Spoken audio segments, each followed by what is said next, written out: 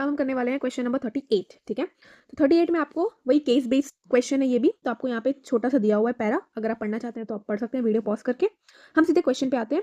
When Mendel crossed pea plants with pure tall and pure short characteristics to produce F1 progeny, which two observations were made by him in F1 plants, है ना। तो आपको पता है कि Mendel ने क्या किया था, प्योर टॉल प्लांट लिया था एंड प्योर शॉर्ट प्लांट लिया था, तो जो उसका F1 प्रोजेनी बना था उसमें इसको ऐसा कुछ दिखा था, है ना, capital T and small T का उसको प्रोजेनी मिला था। तो अभी पूछ रहा है कि इसका क्या ऑब्जर्वेशन हो सकता है। तो पहली बात तो जो आपको भी याद होगा कि F1 में जो थे वो सारे प्लांट्स क्या थे, टॉल थे, एक भी शॉर्ट था क्या, नहीं था। तो आप पहला लिख सकते हो कि ऑल प्लांट्स आर टॉल, ठीक है, आप ये लिख सकते हो, या फिर ये लिख सकते हो कि no short plant were observed, ठीक है, एक भी आपको शॉर्ट प्लांट देखने को नहीं मिला।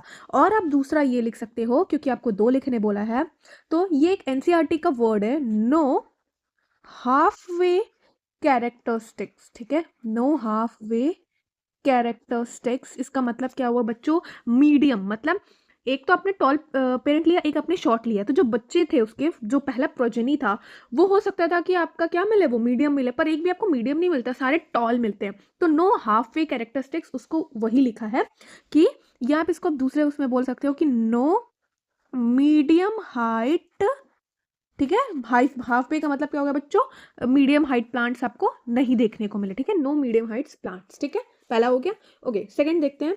Right one difference between dominant and recessive trade, ठीक है। अब देखो इसको ना मैं आपको ऐसे समझाती हूँ कि अगर मैं ये लिखूं एक capital T and small T, तो इसमें आपको पता है कि जो डोमिनेट करेगा, है ना, अगर हम मेंडल के ही टॉल और शॉर्ट वाला प्लांट ले पी का, तो आपको पता है ये जो बनेगा, ये कौन सा प्लांट बन जाएगा बच्चों, ये टॉल बन जाएगा, ये शॉर्ट नहीं बनेगा, क्योंकि जो कैपिटल है वो सिंगल ही है पर वो डोमिनेट कर जाएगा। बट अगर शॉर्ट वाले को जो रेसेसिव है उसको अपने आप को डोमिनेट, मतलब उसको एक्सप्रेस करना है खुद को, तो उसको डबल टी होना जरूरी है, तभी जो प्लांट है वो शॉर्ट बनेगा। तो बच्चों इसका एक डिफरेंस बहुत अच्छा ये है कि जो डोमिनेट है वो सिर्फ सिंगल भी अगर प्रेजेंट होएगा तो वो आपका क्या कर लेता है, अपना को एक्सप्रेस कर लेता है, बट अगर रेसेसिव होगा तो उसको एक पेयर चाहिए होता है खुद को एक्सप्रेस करने के लिए, ठीक है।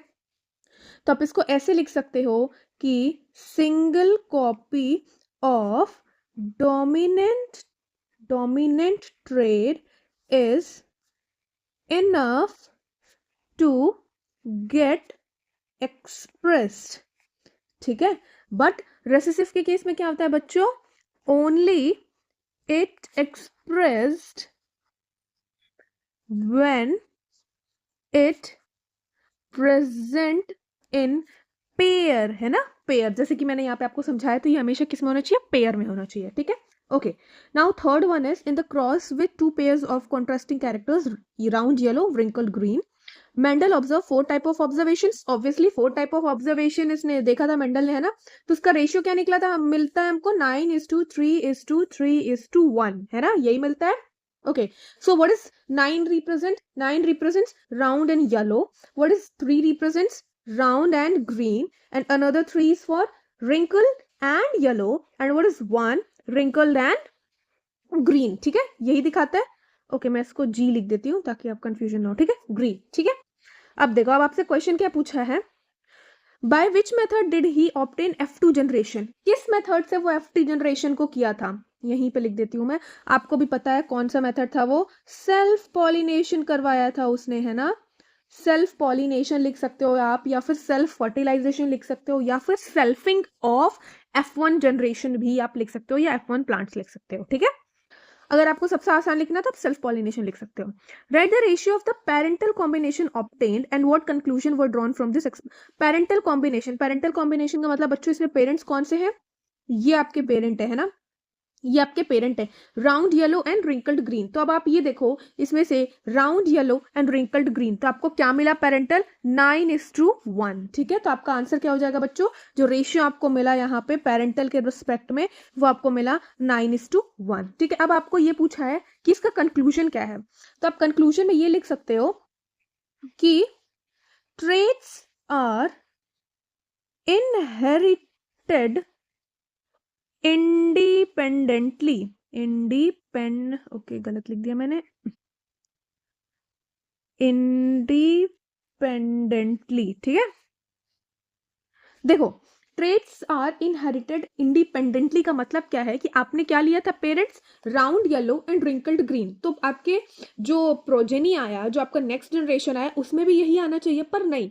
आप देखो उसके अलावा आपको मिल गया round green and wrinkled yellow, ये तो पेरेंट्स में था ही नहीं, पर आपको मिल गया ना ये भी चीज, तो इसीलिए ये कंक्लूजन आपको मिलता है कि ट्रेड्स आर इनहेरिटेड इंडिपेंडेंटली, ठीक है। नेक्स्ट देखते हैं इसका और पार्ट, है ना, जस्टिफाई द स्टेटमेंट, आपको स्टेटमेंट को जस्टिफाई करना है। It is possible that a trade is inherited but may not be expressed, मतलब कोई ट्रेड इनहेरिटेड हो बट वो एक्सप्रेस ना हो। इसका हम मेंडल के ही उससे समझते हैं, ठीक है। मेंडल का ही जो एक्सपेरिमेंट था पी वाला, हम उसको ही समझते हैं। उसने पहले पेरेंट लिया था, है ना, ठीक है। इसका जो F1 प्रोजेनी बना था वो ये बना था, फिर इसने इसके बीच में सेल्फ पॉलिनेशन करवाया, तो आपका जो F2 जनरेशन बना था बच्चों, वो क्या बना था आपका, वो ये बना था, है ना, F2 जनरेशन हमारा ये बना था। पर अब देखो, आपने पेरेंट के बाद जब F1 लिया था तो आपने देखा था कि सारे प्लांट क्या है, टॉल है, एक भी शॉर्ट नहीं आया था, ना ही मीडियम हाइट के आए थे, सारे टॉल आए थे, ठीक है। पर जैसे ही आप F2 जनरेशन में आते हो तो आपका आपके 3 टॉल आ जाते हैं, ठीक है, 3:1 का रेशियो हो जाता है, 3 टॉल हो जाते हैं और 1 शॉर्ट हो जाता है। तो आप बताओ ये शॉर्ट वाला कैरेक्टर आया कहाँ से, अगर F1 में कोई प्लांट शॉर्ट था ही नहीं तो, है ना, मतलब कहीं ना कहीं वो ट्रेड आगे तो आई बट वो कहीं दब गई, वो एक्सप्रेस नहीं कर पाया खुद को, ठीक है। तो इससे हमको ये पता चलता है कि जो ट्रेड है वो इनहेरिटेड तो हुआ, वो नेक्स्ट जनरेशन में आया बट वो खुद को एक्सप्रेस नहीं कर पाया। जैसे पेरेंट से F1 में आया तो शॉर्ट का ट्रेड, बट वो एक्सप्रेस नहीं कर पाया, वो खुद को एक्सप्रेस किस में किया, F2 में आके, ठीक है बच्चों। तो आप ये वाला एग्जाम्पल इसमें लिख सकते हो। आई होप आपको समझ आया होगा। Thank you.